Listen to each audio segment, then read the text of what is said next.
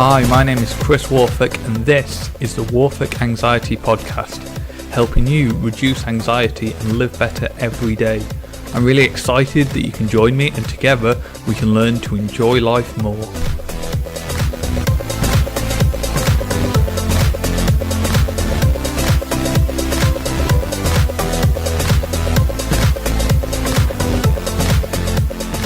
Do you love flying? Or is it something you dread getting on that plane every year, something that you really don't look forward to?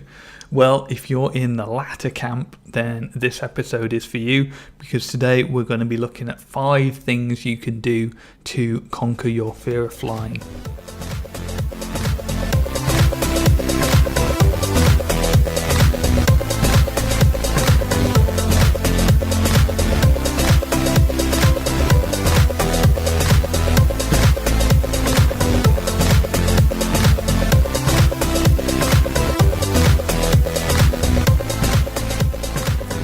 Hey, how you doing? Welcome to the podcast. Today we are looking at how to conquer your fear of flying. And this is something that's very relevant and personal to me. So I'm going to start this episode by telling you a bit about my own story. Now, I'm not self-indulgent enough to think that everyone will care. If you want to skip past this bit and get to the suggestions, feel free. I won't hold that against you. But for those of you that are interested and want to know that you're not alone, then fear of flying is something that's really held me back. I absolutely hated it. I flew once as a child and that was okay, and then as my anxiety kind of grew in my teenage years, it was just off the agenda, and it wasn't that much of a problem. Like, I just didn't go anywhere exciting on holiday, but the problem is that my girlfriend, or my now wife, is from Finland, and Finland is a 3-hour flight away. It's up in Northern Europe, and obviously, to meet a mum and everything, I'd have to go to Finland. And this all came to a head about a year after we got together, when she wanted me to come to Finland because she was over here doing a study abroad year, and I didn't have to go back to uni yet, but she did. She didn't want us to be apart, and she asked me to come back to Finland for a few weeks so we could spend a few more weeks together. And I had to tell her that I just couldn't get on a plane. My anxiety was too much. And she broke down in tears in the middle of a pub beer garden. And yeah, I'll be honest, there's few things in life that have made me feel like shit as much as my girlfriend crying in the middle of a pub garden because my anxiety was preventing me from getting on that plane and going to Finland. And for me, that was a real catalyst to say, right, I've got to do something about it. So I booked myself on a fear of flying course, and I went off and I did this. I went to my local airport, Leeds Airport, and for those of you in the UK, you might have seen I think it's a Harry Enfield sketch about Yorkshire Airlines, and it's this total joke where they're flying Leeds to Leeds because everywhere outside of Yorkshire is rubbish. But the irony is I've actually taken that scheduled flight from Leeds to Leeds, because the way these fear of flying courses work is you go in and you have like a day of them telling you stuff, and then you go and take a 20-minute flight. And so I went through all the day. It was pretty scary, but then we had to go to the airport and actually do the flight. And as soon as I got onto the tarmac, my legs just turned to concrete and I couldn't walk towards this plane. And you know how they always tell you that it's okay because there's always someone there who's more afraid than you are, so you can kind of comfort yourself with that. Well, I was definitely the one person who was there to make everyone else feel good about their own anxiety, because I was more afraid than they were. And I was the last person onto the plane. Everyone else was like sat down and putting their seatbelts on, and I'd taken my dad for support, and there was all the flight. I think I got an entire flight attendant just assigned to look after me. but I did it, and then I went through the motions of the standard stuff. Like, we get told to do graded exposure, and of course that's really difficult when it's about flying, because you can't go out and fly every day. But then the next thing, I took my girlfriend to Paris for the weekend, because that's less than an hour's flight, and then we gradually built up to the point where we could go to Finland. And you know, honestly, it doesn't feel good. It feels awful getting on a plane now, but I can do it. I can get on that plane to Finland. So how did I do this? What techniques can we use to help you get over your fear of flying, or at least get you to the point where you feel a bit more comfortable, to the point where you can do it and maybe relax a little bit? Well, I've got 5 suggestions for how you can do that. And let's jump in. Number 1 is take the cognitive approach. And this means reminding yourself why you're feeling anxious, because I talk a lot about the anxiety feedback cycle, and that means that we start feeling bad because we're anxious, but then the feelings themselves, then we feel we're ill or that there's something wrong, and that causes us to panic more. That increases our anxiety levels, that increases our symptoms levels, and that it becomes a feedback loop in which we panic more, we feel worse, we panic more, we feel worse, panic more, we feel worse. And we go into that cycle. And so if you can intercept that on the cognitive level and say, the reason I'm feeling this way is anxiety, and I'm not dying or anything, it's just anxiety, then we can slowly help to stop that feedback like cycle continuing. And so the way to do this with flying is to remember that our brains are a product of evolution, right? We're products of, a million years of evolution. We were hunter-gatherers for hundreds of thousands of years. That's the environment our brain developed in. And that's what we're really conditioned to use. And although our brains are very flexible, there's kind of always a lingering thing back to that. So when we put it in a tin can and accelerate that tin can to 100 miles an hour and then take it up to 10,000 meters into the air, well, there's no way that evolution could have prepared our brain for that. Of course, our amygdala is going to be totally freaked out.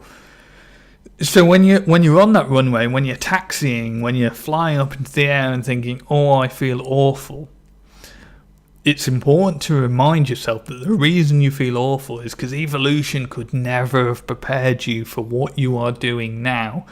And that's the reason you're feeling uncomfortable. You're not about to die. Your heart's not about to explode. You're just a product of evolution. And yes, it's going to feel a bit uncomfortable. Suggestion 2 is to use indirect exposure therapy. Now, in exposure therapy, what we do is we would just go out and do the thing. And in an ideal world, you'll just have a plane sat around in your backyard that you can fly every day. For most of us, that's not realistic, right? But there are things we can use as a proxy for the plane. So, for example, if you don't like flying because you're claustrophobic and you're going to be trapped in this plane, well, why not get on a train? Because it's really similar, right? A plane cabin and a train cabin. You can't get off between the stops. You're pretty much trapped on there. And obviously it doesn't, usually feels worse in a plane. But in terms of the claustrophobia, actually a train's a pretty good substitute for a plane. And maybe you can do that every day. That's a possibility, right? If you maybe commuting, get the train, that's an option. Or say if it's the heights that you don't like when flying, then go to the top of a tall building every day and try and acclimatise yourself to a bit of those heights. Or let's say you don't like all the airport security. Well, you could go down and visit your local law courts. Like, you're entitled to go in, and every court will have some seating for guests. And when you go into the court building, you're probably searched, and they'll x-ray you and all that stuff. And maybe that's a good proxy for helping you reduce your anxiety and getting you used to the things that you're really anxious about without actually having to go and take that flight. And then when you do it for real, you'll think, oh yeah, this is just like being at the top of the tall building. It's just like going through security at the law court. And it'll give you a bit of exposure therapy before you do it. Suggestion 3 is to use distraction. So if you're going to be on the plane, you know you're going to feel uncomfortable, then what you want to do is make sure you are distracting yourselves, and you want to do this right, because there's probably a bunch of in-flight films, right? But in-flight films or any films are just rubbish distraction, because you can start the film playing and your mind can just wander off and worry and totally freak you out. And films for me just don't cut it as distraction. What you want to do instead is use something that requires cognitive load. You want to try a puzzle book, you want to try a game. If you've got a tablet computer, load that full of games and just spend the entire time playing the game, because when you're immersed in a game, it takes all of your cognitive capacity and doesn't leave any left for worrying. So if you're going to use distraction, make sure you use it right and make sure you use things that are really effective. Suggestion number 4 is use medication. So you can go to your GP and they will give you something to relax you. There's a bunch of options. You might get, say, beta blockers such as propranolol, which will slow your heart, or you might even get a tranquilizer like a benzodiazepine like diazepam, which will just it will just tranquilize you. And normally they'll give you a few so you can try it out before you get on the flight. And then you can also self-medicate with alcohol. And I don't want to say what you should do is you should go out and abuse alcohol before the flight. I'm not really recommending that. But what I will say is that if you do that, it's a totally normal thing to do. People with anxiety and people without anxiety that just don't like flying do get drunk before a flight. That's not a weird thing to do. I'm not saying it's the best thing to do, but it is something that happens a lot and it might work for you. So I will leave you open to consider whether that's a sensible thing for you to do or not. No official recommendation here. The 5th thing that I will suggest is take a course. I mentioned I did a fear of flying course. So when I did, these are both based in the UK, I did Virgin's Flying Without Fear. That was very good. I know British Airways also do one called Flying with Confidence. I haven't done that, but it looks very similar. And I would imagine other countries have similar programs that you can do as well. If you do them, then make sure you get one that actually includes an actual flight, because some of them are just kind of days where you go in and you talk about stuff and they give you some cognitive techniques. And for me, that's worth almost nothing. The reason that we use cognitive behavioral therapy instead of just cognitive therapy is you need to do some doing in your therapy. So if you're going to do the course, there needs to be a bit where you actually take a flight, or my guess is you're basically not going to feel better when it comes to doing the real thing. So the courses are really wonderful, they're really supportive. Make sure you get one with an actual flight and you will get a lot of benefit out of that. So to run down the 5 suggestions that we've talked about here, first is take the cognitive approach. Be kind to yourself. Remind yourself that of course your brain is going to freak out, and the reason that you feel uncomfortable on a flight is because you're a product of evolution. It's not that you're going to die. Use indirect exposure. If there's a specific thing about the flight you're worried about, such as the claustrophobia, the heights, the airport security, then ask yourself, what proxy could I use to do exposure therapy here on the ground before I do it for real? Number 3, if you're going to use distraction, do it effectively. Do something that takes the cognitive load away from the anxiety and does something else with it. Number 4, consider medication, whether that be speaking to your GP or maybe building up some Dutch courage in the bar beforehand. And number 5, consider one of the many courses out there that you could go do beforehand, and they would make you feel a lot better.